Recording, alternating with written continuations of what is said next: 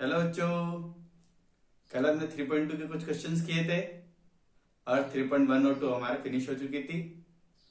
आज हम 3.3 स्टार्ट करेंगे, तो उससे पहले कुछ डेफिनेशन समझते हैं। देखिए आप, ट्रांसपोज ऑफ ए मैट्रिक्स। तो देखो, ट्रांसपोज ऑफ ए मैट्रिक्स का मीन होता क्या है? आपको रो और कॉलम आपस में इंटरचेंज करने हैं। जैसे कि मैं एग्जांपल देता हूं, देखना समझ में आ जाएगा आपको।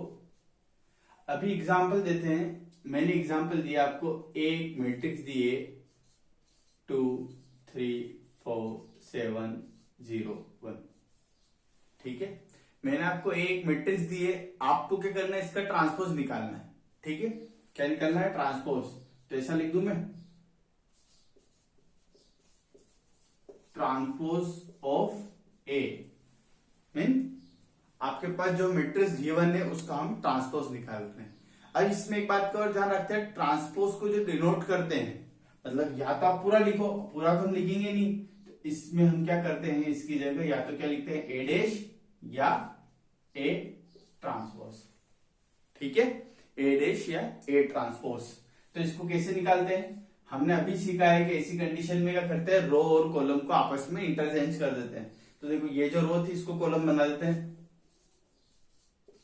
और नीचे वाली रो को भी कॉलम बना देते हैं। ठीक, समझ में आ गया? रो को कॉलम और कॉलम को हमने रो बना दिया। देखो ना, ये जो इस तरीके से था, इसको इस तरीके से घुमा दिया। तो रो को कॉलम और कॉलम को अगर आप रो में इंटरचेंज कर देते तो वो क्या कहलाता है? आपके ट्रांसपोज मैट्रिक्स कहलाता है, जिसको ए डैश या ए ट्रांसपोज से डिनोट करते हैं। अब ये तो हो गया आपके ट्रांसपोज, जो आपको अच्छी तरीके से आ गया समझ में। तो नेक्स्ट हम करेंगे प्रॉपर्टीज ऑफ ट्रांसपोज। तो देखो, इसकी कुछ प्रॉपर्टीज होती है। जैसे कि पहली, आप ए का डैश निकालते हो। ठीक है, देखो यहां पर समझना, ये आपकी क्या है? ए। ये क्या है? ए डैश। अगर मैं इसका एक बार और डैश निकालता हूं, मतलब ए डैश का डैश करता हूं, इसका मतलब हम ट्रांसपोज का भी ट्रांसपोज कर रहे हैं, और ट्रांसपोज का भी ट्रांसपोज करने का मतलब है वापस इंटरचेंज कर दो। जो फर्स्ट रो हो तो फर्स्ट कॉलम हो जाएगा, और इस तरीके से आपको मिल जाएगा। देखो वापस वही आ गया क्या? तो इससे हमारे ये फर्स्ट प्रॉपर्टी मिलती है कि ए ट्रांसपोज का जो ट्रांसपोज होता है वो काय के इक्वल होता है? आपके ए के इक्वल होता है। ठीक है, एक बार इंटरचेंज करोगे, वापस इंटरचेंज करोगे तो पहले वाला ही आ जाएगा। तो ये हमारा रूल बन गया एक। सेकंड रूल, अगर दो मैट्रिक्स आपके एडिशन में हो और ट्रांसपोज हो, तो आप ट्रांसपोज दोनों के अलग अलग लगा सकते हो। थर्ड रूल, जैसे कि मान लो यहां पर कोई कांस्टेंट है और यहां के मैट्रिक्स से होल ट्रांसपोज दे रखा हूं। के एक कांस्टेंट है, स्केलर, ठीक है, और ये ए मैट्रिक्स है। अगर ट्रांसपोज हो, अब जैसे कि मैं इसको एग्जांपल को थोड़ा अलग दिखता हूं, देखो हम इसको अलग लिखे, तो हमने क्या किया, यहां पे लिया 5 और यहां ली कोई मैट्रिक्स। अब इसका आप होल ट्रांसपोज करो, तो आपके अकॉर्डिंग तो ट्रांसपोज दोनों के साथ लगना चाहिए, तो दोनों के साथ लगा देते हैं।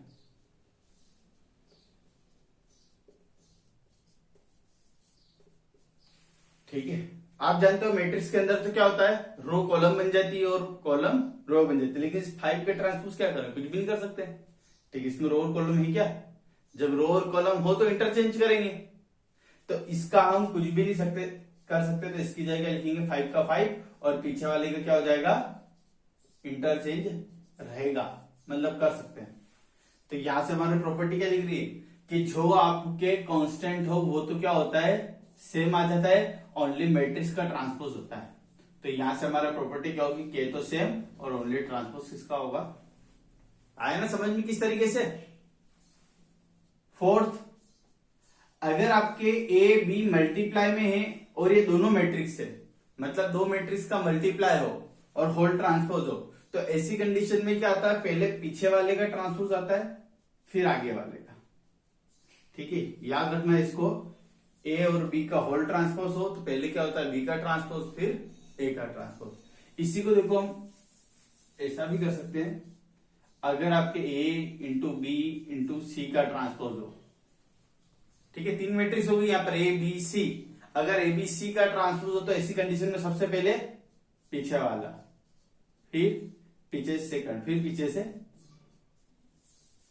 ठीक है। प्लस में कोई दिक्कत नहीं है, मतलब प्लस भी हो सकता है और माइनस भी हो सकता है, प्लस माइनस में कोई दिक्कत नहीं है, लेकिन हमको मल्टीप्लाई में ध्यान रखना है कि पीछे का ट्रांसपोज, फिर उससे आगे वाले का, फिर उससे आगे वाले का, फिर उससे आगे वाले का, जो इधर बताया मैंने।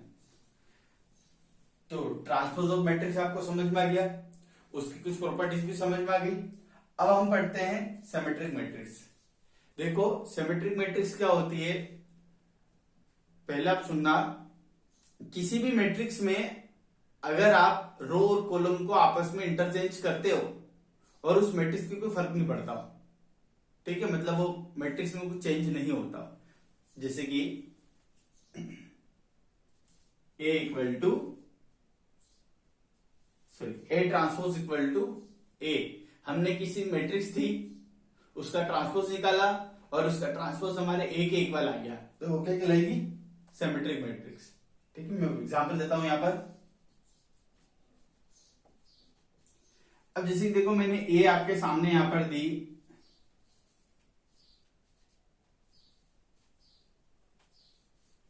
ठीक है, ये मैंने आपको ए दी, एक मैट्रिक्स दी, हम क्या करते हैं इसका ट्रांसपोज निकालते हैं। देखो हमने इसका ट्रांसपोज निकाला तो ये वाली लाइन क्या हो जाएगी, यहां आ जाएगी, और ये वाली लाइन यहां आ जाएगी। अब आप दोनों को देखो, दोनों सेम है क्या, ए भी सेम है, ए ट्रांसपोज भी सेम है, तो जब ए और ए ट्रांसपोज इक्वल हो तो इट मींस ए हमारा क्या है, सिमेट्रिक। तो हम यहां देखते हैं कि हमारा ए इक्वल टू क्या है, ए ट्रांसपोज, तो इसलिए हमारा क्या है, ए इज सिमेट्रिक मैट्रिक्स। तो समझ में आया सिमेट्रिक की डेफिनेशन। सिमेट्रिक मैट्रिक्स क्या होता है, जब किसी भी मैट्रिक्स का ट्रांसपोज उसके इक्वल हो, ठीक है, किसी भी मैट्रिक्स का ट्रांसपोज अगर उसके इक्वल हो तो क्या कहलाते हैं, हमारे सिमेट्रिक मैट्रिक्स कहलाती है। फॉर एग्जांपल A32 23, हमने इसका ट्रांसपोज किया, ये आया, हमको दिख रहा है कि दोनों की वैल्यू क्या है, सेम है, सो A is symmetric matrix. Next हमारे पास में है इसके सिमेट्रिक मैट्रिक्स। देखो इसमें और इसमें क्या डिफरेंस है, यहां पर क्या होता है, ए ट्रांसपोज जो होता है किसके इक्वल होता है, ए के इक्वल होता है, लेकिन यहां पर जो होता है ए ट्रांसपोज माइनस ए के इक्वल होता है। ठीक है, जब A transpose equal to A तो सिमेट्रिक, जब A transpose equal to minus A तो इसके सिमेट्रिक। ठीक है, तो हम देखो एग्जांपल लेते हैं इसका, आप इसको करके देखना। उसके बाद में ये ए तो मैंने यहां पे लिख दिया आपके 0 -2 और ये लिख दिया 2 0। ठीक है, आप इसका ट्रांसपोज करो और इसके अंदर माइनस कॉमन लो, फिर देखो ये कंडीशन लगती है या नहीं लगती है। ठीक है, देखो हम क्या करते हैं, इसका ए ट्रांसपोज निकालते हैं, तो मैंने इसका ट्रांसपोज निकाला, तो आप देखोगे ट्रांसपोज में ये 0 और ये -2 इधर आ जाएगा, और ये लाइन क्या हो जाएगी, हमारे जो दोनों रो थी वो दोनों यहां पर कॉलम बन गया। अब देखो मैं इसमें से माइनस कॉमन लेता हूं, तो आपको पता है 0 के अंदर से तो कोई भी साइन कॉमन ले सकते हैं, यहां में माइनस कॉमन लूंगा ये प्लस बन जाएगा, और यहां पर माइनस कॉमन लेंगे तो ये माइनस बन जाएगा। तो देखो मैंने माइनस कॉमन लिया, ये 0, ये -2, ये 2 और 0। आपको लगता है किसी को कि हमने साइन गलत लिया, तो आप क्या कर सकते हो, माइनस को वापस अंदर भेजो, ये आ रहा है नहीं आ रहा है। देखो माइनस का मल्टीप्लाई 0 से ये आ जाएगा, माइनस का मल्टीप्लाई इससे तो माइनस माइनस प्लस, माइनस का इससे करेंगे तो माइनस, और ये देखो किसकी वैल्यू है, ए की वैल्यू है ना ये, तो हम इसको ऐसा लिख दे में, सॉरी इसको ऐसा लिख दे में -a। तो आप देखो ए ट्रांसपोज इक्वल टू क्या आ गया, -a आ गया। तो जब A transpose equal to -a आता है तो वो क्या होता है, इसके सिमेट्रिक। ठीक है बच्चों, तो हमने क्या क्या पढ़ा, एक तो ट्रांसपोज पढ़ा, ट्रांसपोज की प्रॉपर्टीज पढ़ी, सिमेट्रिक पढ़ा और इसका सिमेट्रिक पढ़ा। तो बच्चों अब हम 3.3 के कुछ क्वेश्चंस करते हैं, उसके बाद में आपको होमवर्क के क्वेश्चन दूंगा। तो देखिए आप, आपके सामने क्वेश्चन नंबर 3 है 3.3 का। ए डैश की वैल्यू हमारे पास गिवन है, बी की वैल्यू गिवन है, then verify that first and second. ठीक है, तो देखो हम करते हैं सोल्व। सॉरी, तो देखो करते हैं हम सोल्व। आप देखोगे यहां पर आपके पास ए डैश की वैल्यू है, तो आप क्या निकाल सकते हो, ए निकाल सकते हो ना सब। तो आप बताइए ए की वैल्यू क्या आएगी, ए की वैल्यू क्या आएगी हमारे पास में, ए डैश का ए और ए डैश में क्या डिफरेंस होता है, यहां जो रो होती है वो यहां पर क्या होता है, कॉलम, और यहां पर जो रो होता है वो इधर क्या होता है, कॉलम। मतलब इसको अगर आप इंटरचेंज करोगे तो क्या आ जाएगा ये, और अगर इसको इंटरचेंज करोगे तो क्या आ जाएगा, समझ में आ रहा नहीं क्या बता रहा हूं मैं, इंटरचेंज करने पर ही आ जाता है। तो ऐसी कंडीशन में अगर रो को कॉलम बना देते हैं या कॉलम को रो बना देते हैं तो क्या आ जाएगा ए। तो ये हमारा क्या हो जाएगा, आया समझ में, एक ऐसा आया, इन दोनों कॉलम को क्या कर दिया हमने, रो बना दिया, तो ए डैश से क्या आ गया, ए आ गया। तो इसको मिटा देते हैं हम। अब देखो आप, हम फर्स्ट क्वेश्चन करते हैं, तो फर्स्ट की लेते हैं एलएचएस। तो आप देखोगे यहां फर्स्ट की एलएचएस क्या है, ए प्लस बी का डैश।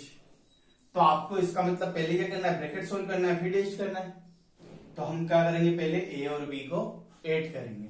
तो मैंने देखो ब्रैकेट तो सेम लगा दिया, यहां पर लिखा ए की वैल्यू आई 3 4 -1 2 0 1, प्लस बी की वैल्यू हमारे पास क्वेश्चन में गिवन है, और दोनों को क्या करना है, ऐड करके डैश करना है।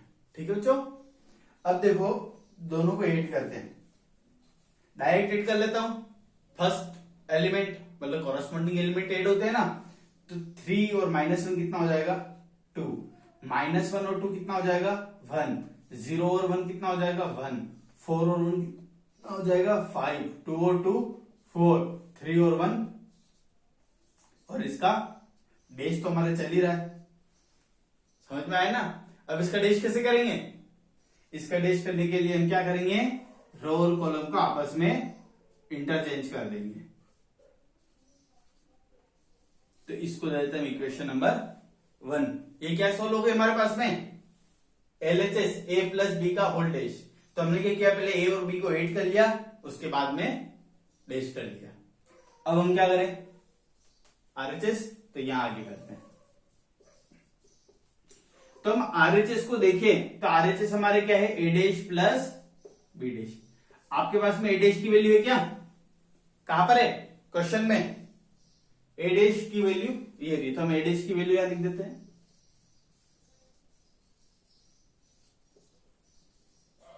प्लस आपको काय की वैल्यू लिखनी है, बी डैश की। तो आप देखिए बी की वैल्यू आपके पास ये है, तो बी डैश मतलब बी का ट्रांसपोज। तो ट्रांसपोज करने के लिए करते हैं, रो और कॉलम को आपस में इंटरचेंज कर देते हैं। तो अब देखिए करें अपन इसको इंटरचेंज, तो क्या आएगा, -1 2 1 1 2 3। ठीक है बच्चों, अब देन देखिए आपको क्या करना है, दोनों को ऐड करना है। तो देखिए दोनों को ऐड करते हैं, तो आपको बताया कॉरेस्पॉन्डिंग एलिमेंट, ये 5, ये 1, ये 4, ये 1, ये 4, इक्वेशन नंबर 2। इक्वेशन नंबर 1 और 2 को देखो सेम आ रहा है क्या, सेम आ रहा है, it means LHS equal to RHS. तो हम लिख देते हैं by 1 and 2 LHS equal to RHS. तो ये आपके क्वेश्चन हो चुका है, बिल्कुल सिंपल क्वेश्चन था। इसका सेकंड आप आसानी से कर सकते हो, ठीक है। तो इसको आप ही करना सब, मैं नेक्स्ट क्वेश्चन कराता हूं आपको, ठीक है। इसमें हमने ऐड किया था, यहाँ पर क्या करना है, सब्ट्रैक्ट करना है। सब्ट्रैक्ट का रूल भी होता है, कॉरेस्पॉन्डिंग जो एलिमेंट होते हैं उनको आपस में माइनस कर दो। अब हम क्वेश्चन नंबर 6 का फर्स्ट क्वेश्चन करेंगे। तो देखिए आपके पास में है मैट्रिक्स ए की वैल्यू गिवन है, और आपको क्या करना है, ए डैश का मल्टीप्लाई ए से करना है, और क्या आना चाहिए आपके आई क्या होता है, आइडेंटिटी मैट्रिक्स होता है ना, और यहां पर क्या आपको वेरीफाई करना है। तो सबसे पहले हम क्या करें, ए डैश निकाल लेते हैं। आपको पता है ए डैश निकालेगा तो बहुत सिंपल रूल है, यहाँ साइन अल्फा कॉस अल्फा आपस में इंटरचेंज करते हैं, यहां पर भी कर देते हैं। हमने क्या किया, रो को कॉलम और कॉलम को रो बना दिया। अब देना आप एलएचएस ले लो, तो आपको जो प्रूव करना है उसकी एलएचएस क्या है, ए डैश का मल्टीप्लाई आपको ए से करना है। तो हमारे पास ए डैश क्या है, cos alpha sine alpha minus sine alpha cos alpha, और मल्टीप्लाई कैसे करना है इनको, ए से, और ए क्या है हमारे कोस अल्फा साइन अल्फा और minus sine alpha cos alpha. आता है सबको मल्टीप्लाई या भूल गए? तो एक बार खुद करें, आपके आंसर आ जाएगा ये। देखो मैं करके बताता हूं। आपको पता है फर्स्ट रो का मल्टीप्लाई फर्स्ट कॉलम से, कोस का मल्टीप्लाई कोस से हुआ तो कोस स्क्वायर, फिर क्या आएगा आपके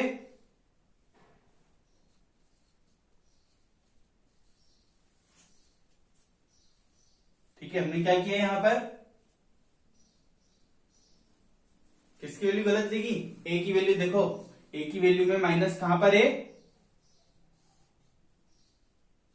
यहां है, इसका मल्टीप्लाई गलत है। अब देखो करते हैं वापस मल्टीप्लाई, इसका मल्टीप्लाई इससे, तो cos का मल्टीप्लाई cos से होगा cos स्क्वायर, माइनस का मल्टीप्लाई माइनस से क्या आएगा प्लस, ठीक।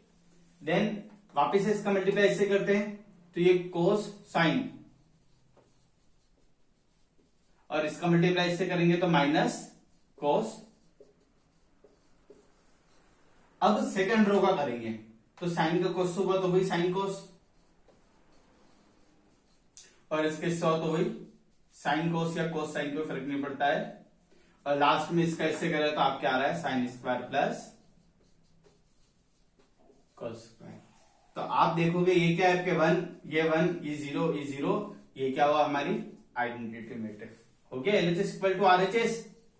तो कर सकते हो ना सब आसानी से, फॉर्मूला पता है ना आपको, sine square plus cos square क्या होता है 1 होता है, ये तो सभी को याद होगा वैसे, ठीक है। तो आपके तो हमारे एलएचएस इक्वल टू आरएचएस आ चुका है, तो हमारे क्वेश्चन नंबर 6 हो गया। आपके सामने नेक्स्ट क्वेश्चन नंबर 7, इसमें क्या करना है आपको, एक मैट्रिक्स गिवन है और इसको सिमेट्रिक मैट्रिक्स प्रूव करना है। तो हमें याद करनी है सिमेट्रिक मैट्रिक्स की डेफिनेशन। बताओ सिमेट्रिक मैट्रिक्स की डेफिनेशन क्या होती है, जब ए ट्रांसपोज इक्वल टू ए हो तो हमें सिमेट्रिक प्रूव करने के लिए क्या करना पड़ेगा, ए ट्रांसपोज निकालना पड़ेगा। तो हम सॉल्व करते हैं, तो हम देखो यहां पर ए ट्रांसपोज निकालते हैं। आप करो ए ट्रांसपोज, क्या आएगा 1 -1 5 -1 2 1 5 1 2। मैं सेम नहीं लिख रहा हूं, मैं इसको लिखा सबसे पहले, ठीक है, फिर इसको लिखा और फिर इसको लिखा। अब आप देखोगे then A equal to A transpose, तो सो ए इज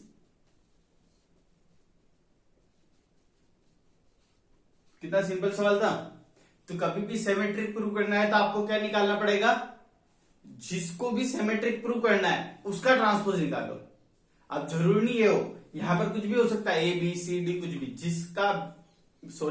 जिसको भी आपको सिमेट्रिक प्रूव करना है उसके ट्रांसपोज को इसके इक्वल कर दो, हो जाएगा। उसे सिमेट्रिक प्रूव करना है तो नेक्स्ट क्वेश्चन आपके सामने है क्वेश्चन नंबर 8। तो इसमें आपको क्या करना है,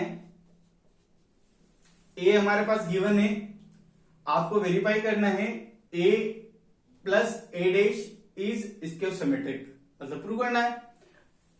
तो जिसको इसके सिमेट्रिक प्रूव करना है पहले वो तो फाइंड कर ले में, तो हम सबसे पहले क्या करें, ए प्लस ए डैश फाइंड करते हैं। तो ए की वैल्यू हमारे पास में क्या है 1 5, ठीक है, ए की वैल्यू, ए डैश की वैल्यू 1 5, हमने क्या किया दोनों को 8 कर दिया, तो आपको पता है ये 5 और 6 ये 11, और ये 7 और 7 4, ये क्या है आपके a प्लस ए डैश। अब हमारे पास a प्लस ए डैश की वैल्यू अब आई है, अब हमें क्या करना है, इसको स्केल सिमेट्रिक प्रूव करना है। तो मैंने आपको इससे पहले वाले क्वेश्चन में कहा था कि जिसको भी स्केल सिमेट्रिक प्रूव करना हो, जिसको भी हमको सिमेट्रिक प्रूव करना हो, आप क्या करोगे, उसका डैश निकालोगे, और जो डैश करने पर जो आंसर आएगा वो उसी के इक्वल आ जाएगा। तो हमें किसको प्रूव करना है, इस पूरे को प्रूव करना है, तो इस पूरे का डैश निकालेंगे। तो देन हम क्या करें, a प्लस ए डैश का डैश निकालते हैं। ठीक है, जिसको भी आपको सिमेट्रिक प्रूव करना है उसका डैश निकालना। तब देखो हम इसका डैश करते हैं, तो क्या हो जाएगा, ये लाइन तो ऐसे हो जाएगी और ये वाला रो क्या हो जाएगा, देखो सेम आया क्या। तो आप देखोगे आपके a प्लस ए का जो डैश है वो a प्लस ए डैश के इक्वल है। तो जब किसी का भी डैश उसी के इक्वल हो तो आपके क्या होता है, सो a plus A dash is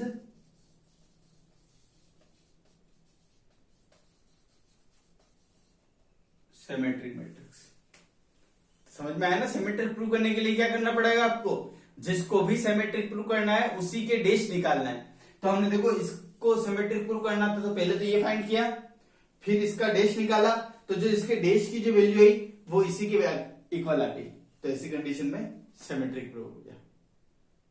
अब इसी का हम सेकंड करते हैं। इसी के सेकंड में आपको क्या करना है, माइनस, तो यहां क्या आ जाएगा, माइनस, माइनस करो, माइनस करते तो 1 में से 1 क्या होगा, 0, यहां कितना बचेगा, -1, यहां पर +1, और ये 7 में 7 गया तो 0। ये क्या है हमारा a माइनस ए डैश। अब a माइनस ए डैश को क्या प्रूव करना है हमको, इसका सिमेट्रिक। तो ऐसी कंडीशन में हम क्या करते हैं, इसी का डैश निकालते हैं। ठीक है, अब इसी का डैश निकालोगे तो आपको पता है 0 -1 1 0। आप देखो इसमें माइनस कॉमन ले,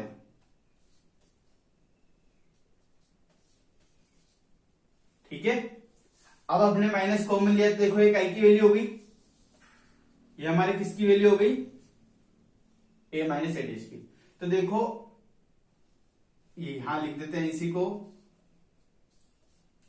तो अगर किसी का भी डैश उसके माइनस के इक्वल आ जाए तो आपके क्या होता है, ये जो होगा इसके सिमेट्रिक होगा। तो समझ में आया, तो आपको शायद दिख नहीं रहा है नीचे, मैं इधर बताता हूं इसको। आप देखोगे इस क्वेश्चन में आपके इसका डैश जो आया है वो इसके माइनस के इक्वल है। देखो ना, a माइनस ए डैश का डैश जो आया है वो minus a minus A dash के इक्वल आया। ठीक है बच्चों, तो ये आया। तो हम देखते हैं, सो आपके a minus A dash is इसका सिमेट्रिक। तो सिंपली क्वेश्चन था सिमेट्रिक और इसके सिमेट्रिक प्रूव करने का। आपके सामने नेक्स्ट क्वेश्चन है, तो आप देखिए इसको, express the following matrix is the sum of symmetric and square symmetric. मतलब हमारे पास जो मैट्रिक्स है इसको सिमेट्रिक और स्क्वायर सिमेट्रिक के एडिशन के फॉर्म में हमको लिखना है।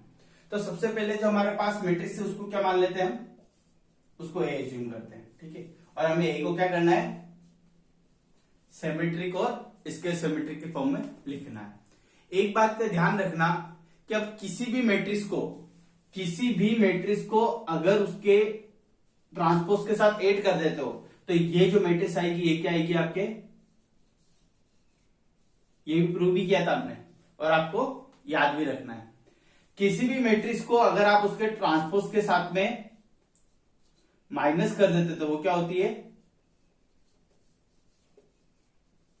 स्क्वायर सिमेट्रिक होता है। दोनों बातों को पता चल गया। देन आप एक बात का और इसमें ध्यान रखोगे, इनके साथ मैं किसी भी कांस्टेंट का मल्टीप्लाई करता हूं तो सिमेट्रिक ही रहेगी। तो मैंने यहां क्या किया, 1/2 को मल्टीप्लाई और यहां पर भी 1/2 का मल्टीप्लाई। ठीक है, तो ये आपकी क्या है, सिमेट्रिक मैट्रिक्स। ये क्या है, इसके सिमेट्रिक मैट्रिक्स। देखो आप दोनों को ऐड करो, क्या आता है, मैंने किया दोनों को ऐड, ये क्या है हमारे सिमेट्रिक, ये क्या है, तो हम सिमेट्रिक और इसके सिमेट्रिक को ऐड करते हैं, क्या आता है ये पता चलता है आपको। देखो ये हो जाएगा हमारा 1/2a plus 1/2a dash 1/2a minus 1/2a dash, ये माइनस से कट गया, 1/2a प्लस 1/2a क्या हो गया, तो हो गया ना। ए को आप सिमेट्रिक और इसके सिमेट्रिक के एडिशन के फॉर्म में लिख सकते हो। तो सिमेट्रिक का फॉर्म क्या होगा ये, और उसके सिमेट्रिक का फॉर्म क्या होगा ये, मतलब आपको ये और ये निकालना है और दोनों को 8 की फॉर्म में लिखना है, बस सिंपल ही तो है। तो देखो इधर क्वेश्चन करते हैं हम, क्या करेंगे हम, सबसे पहले एडिश निकाल लेते हैं, उसके बाद में सिमेट्रिक मैट्रिक्स निकालते हैं। तो आपको पता है 1/2a प्लस a डैश क्या होता है, सिमेट्रिक होता है। तो निकालें इसको, तो देखो निकालते हैं इसको। तो 1/2 से हम a की वैल्यू क्या है हमारे पास में 3 5 1 माइनस, ठीक है, प्लस a डैश कितना है, देन आप देखो यहां निकाल देते हैं, 3 और 3 6, 5 और 1 6, 1 और 5 6, और -1 और -1, ठीक है। अगर 2 का डिवाइड सबसे होगा तो इस 2 का डिवाइड कर देते हैं, तो हो जाएगा आपके 3 3 3 माइनस। और देखिए आप इसके सिमेट्रिक मैट्रिक्स क्या होती है 1/2a माइनस a डैश, तो माइनस करना है बस, ऊपर वाला और नीचे वाला सेम है। तो हम क्या करते हैं, माइनस कर देते हैं।